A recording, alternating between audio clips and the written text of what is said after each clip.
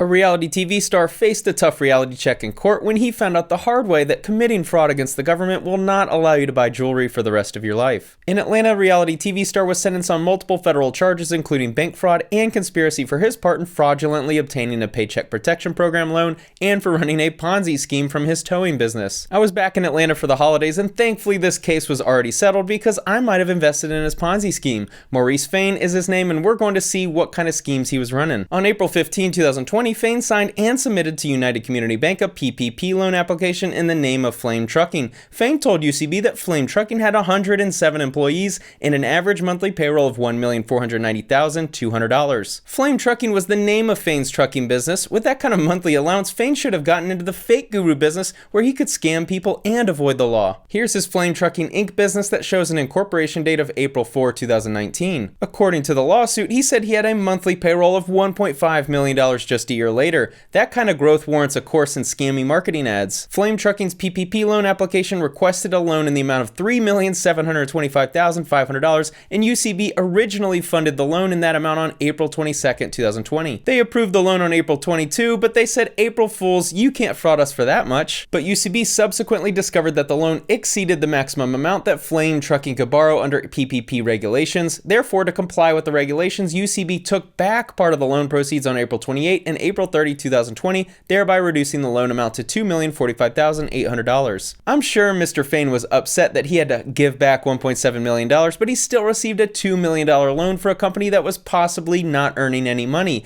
If you can avoid being detected, white-collar crime pays as much as blackmailing a wealthy politician. CW told a Wells Fargo investigator that she was not an employee of Flame Trucking and that Fayne is her brother. CW also told the Wells Fargo investigator that, after receiving the $350,000 wire transfer from Fayne, she dispersed that money according to Fayne's directions. I always pictured people who could create multi-million-dollar fraud schemes as being some intelligent hacker sitting at a computer exploiting a loophole in a financial system. Come to find out, sometimes it's just a guy sending wires through Wells Fargo to his fake employees who happens to be his sister. CW's bank records show that on or about April 28, 2020, CW wire transferred $84,000 to a jewelry store in Duluth, Georgia for investment. Right after receiving a loan for his employees, he buys jewelry and claims it's an investment. Maybe this is why a lot of these athletes go broke when they get their first paycheck. They see material items as an investment. CW's bank records also show that on or about April 30, 2020, CW wire transferred $40,000 to a woman in Alexander, Arkansas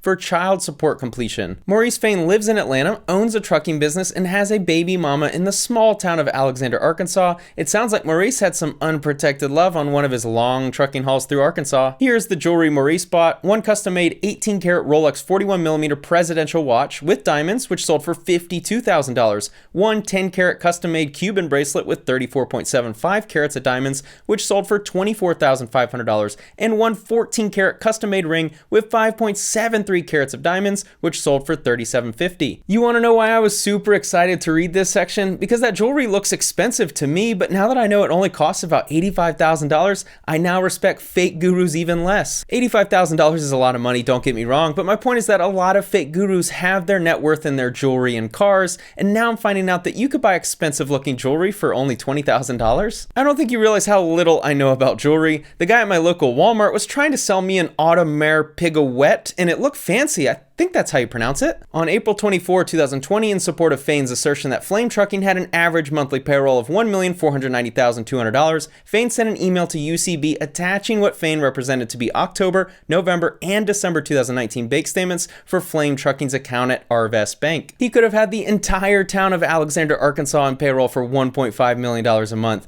What's funny about criminals like this guy is how easy they make it for the feds to track their spending behavior and paper trail. According to Arvest Bank, Flame Trucking account was closed on September 17, 2019. The dude must be pretty good at Photoshop if he can create bank statements for an account that was closed a month prior. Investigators provided Arvest Bank with copies of the purported October, November, and December 2019 bank statements that were submitted to UCB as part of Flame Trucking's PPP loan application. Arvest Bank reviewed those documents and informed investigators that they were not genuine. I can just see the investigators looking at themselves like, did he really provide Arvest Bank statements that we could easily review at Arvest Bank? And then they realized realized their investigation took about 5 minutes and they could go enjoy the Jake Paul fight that night. Fayne told the agents that he believed he had the right to use part of the PPP loan proceeds for other business purposes and for working capital. Fayne also stated that he believed the jewelry would increase in value because he would be wearing it, which would make it more valuable. You gotta love this guy's irrational confidence. The logic is similar to a bank robber telling the feds that by stealing the money, he'd be able to invest the money better than the banks, so the money is better in his hands. Agents asked Fayne whether he knows the Arkansas woman who received the $40,000 wire transfer for child support completion. Fayne stated that he does not know that woman, but he added that he does not know the names of all of his employees. When you have $1.5 million a month in payroll expenses, it gets a little difficult to remember everyone's name. It's pretty bad when you wake up from a one-night stand and forget her name. The next level is having a kid with her and forgetting her name. In Fayne's garage, agents found a 2019 Rolls-Royce Wraith which still had a temporary dealer tag on it. Agents asked Fayne whether he used any of the PPP loan proceeds to purchase that vehicle, and Fayne said, kinda, sorta, not really. According to documents available online, the total suggested retail price of that vehicle was $381,975. Maybe he thought if he was seen driving in it, then the value would go up like his jewelry. Mr. Fayne is going to prison for 17 years because of 2 reasons. Him taking millions in PPP loans to make his lifestyle a little more flashy was only one. Here is the second. Fayne was also found guilty of running a multi-state Ponzi scheme that defrauded more than 20 people between March 2013 through March 2020.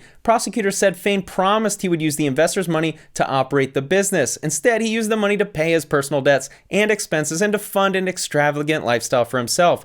During the scheme, Fayne spent more than $5 million at a casino in Oklahoma. I'm always amazed at how much money these scammers can raise from people without anyone catching on. He was even featured on Love and Hip Hop Atlanta as a successful trucking business owner. He officially started his business in 2019, yet his appearance on Season 8 included mention that he was a trucking mogul. Season 8 premiered in 2018. If I'm analyzing this correctly, the money he spent at the casino was all from a Ponzi scheme. In addition to the 17 years in prison, Fayne faces 5 additional years of probation and must repay nearly $4.5 million to his victims. I hope he enjoyed his little run of fun at the casinos and on reality TV chasing an aspiring singer because his life is over. He's going to leave prison at 55 years old and have to figure out how to find $4.5 million. The quickest way to do that will be to create a crypto coin and link up with an influencer. Our next video is a social media star who thinks he's above the law. In front of a cop car, this young gentleman decided to flex his sports car speed. Unfortunately for him, it was pretty easy to find him after a high speed chase. Damari Makula, who claims to make $400,000 to $500,000 a year via social media, was arrested Friday after troopers say he ran a red light and led them on a chase going more than 100 miles per hour in Pasco County. Florida social media star arrested, tells troopers he's young, makes a lot of money, and can do what he wants. I guess once you start making $500,000 per year, you're above the law. Maybe he could have asked the police if they wanted their pictures taken with a local celebrity. I'm sure that could have eased the cost of his ticket a little. If this guy's smart, he can turn the entire experience into content. I can just picture the title now.